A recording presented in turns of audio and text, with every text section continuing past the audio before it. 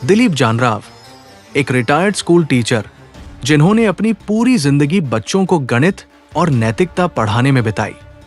60 की उम्र पार करने के बावजूद उनकी आंखों में एक सपना था, अपने पोते को इंजीनियरिंग कॉलेज में पढ़ाने का और अपनी पत्नी शांता को वो सुख देने का जो उनकी सादगी भरी जिंदगी में कभी नहीं मिला।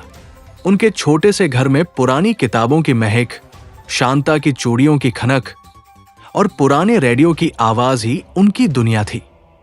लेकिन एक दिन सुबह जब दिलीप जी अपनी पुरानी कुर्सी पर बैठकर अखबार पढ़ रहे थे, उनका पुराना नोकिया फोन बजा। दूसरी तरफ एक गंभीर, पॉलिश्ड आवाज थी जो खुद को भारत इंश्योरेंस कॉरपोरेशन का सीनियर मैनेजर बता रहा था। श्रीमान दिलीप जानराव, आपको बधाई हो। आपकी पुरानी पॉलिसी पर 48 लाख रुपए का बोनस स्वीकृत हुआ है। यह रकम आपके खाते में जल्द ट्रांसफर होगी। दिलीप जी की सांसें थम गई। 48 लाख रुपए, यह रकम उनके लिए किसी चमत्कार से कम नहीं थी। उन्होंने तुरंत शांता को पुकारा जो रसोई में पराठे बना रही थी। शांता, अब हम अपने नन्हे राज को आईआईटी में पढ़ा सकेंगे। शायद तुम्हारे लिए नई चूड़ियां और एक छोटा सा बगीचा भी बनवा दूं। लेकिन कॉलर ने जल्दी ही कहा, सर, पहले आपको प्रोसेसिंग फीस के लिए 1,08,000 रुपए जमा करने होंगे। यह सरकारी नियम है और बोनस ट्रांसफर होने के बाद यह रकम वापस मिल जाएगी। दिलीप जी को थोड़ा संदेह हुआ, लेकिन कॉलर ने बार बार सरकारी प्रक्रिया और आरबीआई गाइडलाइंस का हवाला दिया। दिलीप जी, जो अपने स्कूल के दिनों में बच्चों को नियमों का पालन करना सिखाते थे, ने सोचा कि यह तो बस एक औपचारिकता होगी। उन्होंने शांता की चूड़ियां, जो उनकी मां की आखिरी निशानी थी, गिरवी रखकर 1,08,000 रुपए का इंतजाम किया और पैसे ट्रांसफर कर दिए। 2 दिन बाद वही नंबर। इस बार कॉलर ने कहा, सर, आपके दस्तावेज में कुछ मिसमैच है। जीएसटी और इनकम टैक्स क्लियरेंस के लिए 2.75 लाख रुपए जमा करने होंगे, वरना बोनस अटक सकता है। दिलीप जी ने गहरी सांस ली। उन्हें याद आया कि स्कूल में बच्चों को टैक्स सिस्टम के बारे में पढ़ाते वक्त वो टीडीएस और जीएसटी के कॉन्सेप्ट समझाया करते थे। ठीक है, उन्होंने सोचा, ये तो सामान्य प्रक्रिया होगी। कॉलर की सधी हुई आवाज और 48 घंटे में बोनस ट्रांसफर का वादा सुनकर उनका संदेह और कम हो गया। उन्होंने अपने बेटे संजय को फोन किया। संजय, ये एक छोटा सा इन्वेस्टमेंट है, बोनस आएगा तो सब ठीक हो जाएगा।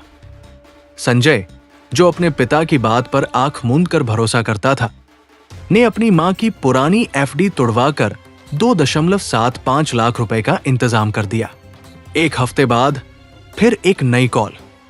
इस बार एक मधुर महिला की आवाज थी जो बड़े ही आत्मविश्वास से बोली, सर, आप बहुत लकी हैं।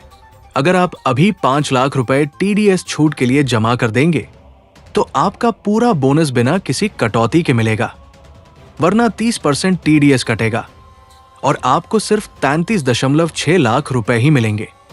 दिलीप जी को टीडीएस का मतलब अच्छे से पता था। उन्होंने अपने स्कूल के दिनों में बच्चों को बताया था कि टीडीएस यानी टैक्स डिडक्टेड एट सोर्स, जो सरकार इनकम पर पहले ही काट लेती है। कॉलर की बात उन्हें तर्कसंगत लगी। अगर 5 लाख रुपए देकर मैं 14.4 लाख रुपए की टैक्स कटौती बचा सकता हूं, तो ये तो फायदे का सौदा है, उन्होंने सोचा। उन्होंने अपने रिश्तेदार गोविंद चाचा से ब्याज पर 5 लाख रुपए उधार लिए। गोविंद चाचा ने हंसते हुए कहा, दिलीप, तू तो अब अमीर बनने वाला है, बस मेरे पैसे समय पर लौटा देना।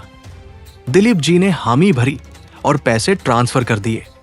हर रात वो सपने देखते, अपने पोते को आईआईटी की डिग्री लेते हुए, शांता को नई साड़ी पहनाते हुए और अपने छोटे से घर में एक नया टीवी लगवाते हुए। 4 दिन बाद फिर कॉल। इस बार आवाज में हल्की सख्ती थी। सर, हमारी कंपनी का ऑडिट चल रहा है। अगर आप तुरंत 3.5 लाख रुपए नहीं भेजते तो आपका बोनस रद्द हो सकता है। दिलीप जी का दिल बैठने लगा। इतने पैसे तो अब तक डूब चुके थे, क्या वो सब बेकार जाएगा? कॉलर ने उन्हें एक आधिकारिक पीडीएफ भेजा जिसमें भारत इंश्योरेंस कॉरपोरेशन का लोगो, एक सरकारी मुहर और वरिष्ठ अधिकारी का डिजिटल हस्ताक्षर था। दिलीप जी ने पीडीएफ को ध्यान से देखा। उनके मन में संदेह उठा, लेकिन टीडीएस की बात और ये सरकारी दस्तावेज देखकर वो फिर से भरोसे में आ गए। उन्होंने अपनी 2 महीने की पेंशन अग्रिम निकालकर 3.5 लाख रुपए भेज दिए। अब तक वो 12.33 लाख रुपए गवा चुके थे। अब कॉल्स के साथ साथ व्हाट्सएप पर मैसेज आने लगे।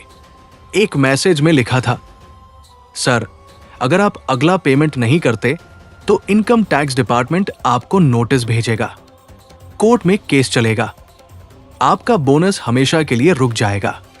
दिलीप जी, जो कभी पुलिस स्टेशन तक नहीं गए थे, कोर्ट का नाम सुनकर कांपने लगे। उनकी नींद उड़ गई। शांता ने देखा कि वो रात रात भर जागते हैं, माथे पर पसीना लिए बार बार फोन चेक करते।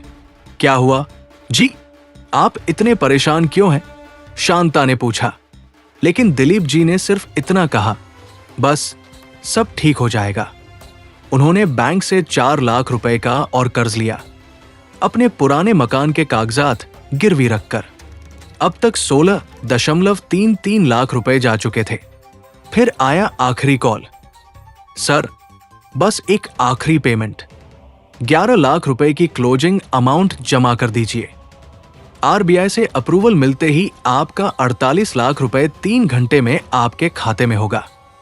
दिलीप जी अब पूरी तरह टूट चुके थे, लेकिन इतना पैसा डूबने के बाद वो पीछे नहीं हट सकते थे।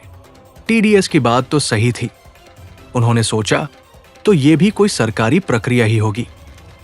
उन्होंने अपनी आखिरी एफडी तुड़वाई, एक पुरानी जमीन का कागज गिरवी रखा और 2 रिश्तेदारों, अपने भाई और एक पुराने दोस्त से और उधार लिया।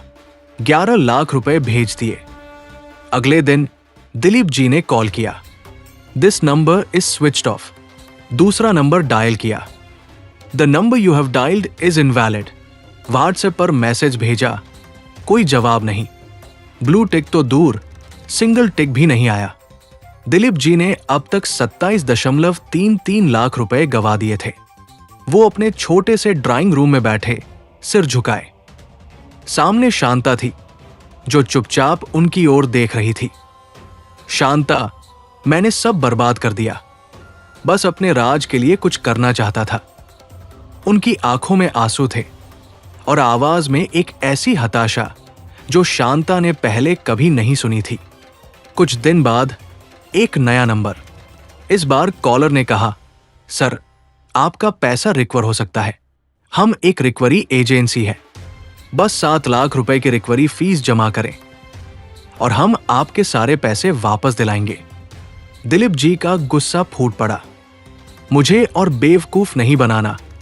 उन्होंने फोन काट दिया। लेकिन रात में जब सब सो गए, वो चुपके से अपने पुराने डायरी में लिखने लगे, क्या मैं इतना भोला था? टीडीएस तो मैं समझता था, फिर भी इनके जाल में फंस गया। कुछ दिन बाद संजय को पड़ोस के एक दोस्त ने बताया कि ये एक आम स्कैम है जो बुजुर्गों को निशाना बनाता है। संजय ने तुरंत साइबर पुलिस को शिकायत दर्ज की, लेकिन पुलिस ने कहा कि स्कैमर्स ने फर्जी नंबर और बैंक खातों का इस्तेमाल किया था, जिनका पता लगाना मुश्किल है। दिलीप जी अब भी हर सुबह फोन चेक करते हैं, शायद कोई चमत्कार हो, लेकिन अब उनकी आंखों में वो चमक नहीं रही। दिलीप जानराव की कहानी उन लाखों भारतीयों की कहानी है जो स्कैमर्स के जाल में फंस जाते हैं। ये स्कैमर न सिर्फ पैसे लूटते हैं, बल्कि लोगों की उम्मीदों, सपनों और आत्मविश्वास को भी चूर चूर कर देते हैं। दिलीप जी जैसे लोग जो टीडीएस जैसी चीजें समझते हैं भी इनके शातिर जाल में फंस सकते हैं, क्योंकि स्कैमर मनोवैज्ञानिक रूप से लोगों को हेरफेर करना अच्छे से जानते हैं। क्या आपने कभी ऐसी कॉल रिसीव की है जो बहुत अच्छी लगी लेकिन संदिग्ध थी? क्या आपके घर में कोई बुजुर्ग अकेले बैंकिंग करते हैं? क्या आपने कभी जल्दी अमीर बनने की स्कीम के बारे में सुना है? खुद को और अपनों को कैसे बचाएं? अनजान कॉल्स पर भरोसा न करें, खासकर अगर वो तुरंत पैसे मांग रहे हों। टीडीएस या जीएसटी जैसे शब्दों से न डरें। स्कैमर इनका इस्तेमाल आपको भरोसे में लेने के लिए करते हैं। बैंक या सरकारी संस्थानों से सीधे संपर्क करें। अगर कोई बोनस या रिफंड की बात करता है तो खुद वेरीफाई करें। परिवार से सलाह लें। खासकर बुजुर्गों को कोई भी बड़ा फाइनेंशियल फैसला लेने से पहले बच्चों या भरोसेमंद लोगों से बात करनी चाहिए। पीडीएफ और आईडी कार्ड पर आंख मूंद कर भरोसा न करें। स्कैमर आसानी से नकली दस्तावेज बना सकते हैं। साइबर पुलिस को तुरंत सूचित करें। अगर आपको स्कैम का शक हो तो 1930 पर कॉल करें या नजदीकी साइबर क्राइम सेल में शिकायत करें। इस कहानी को शेयर करें क्योंकि अगला शिकार आपका कोई प्रियजन हो सकता है। आइए जागरूकता फैलाएं और इन स्कैमर्स के जाल को तोड़ें।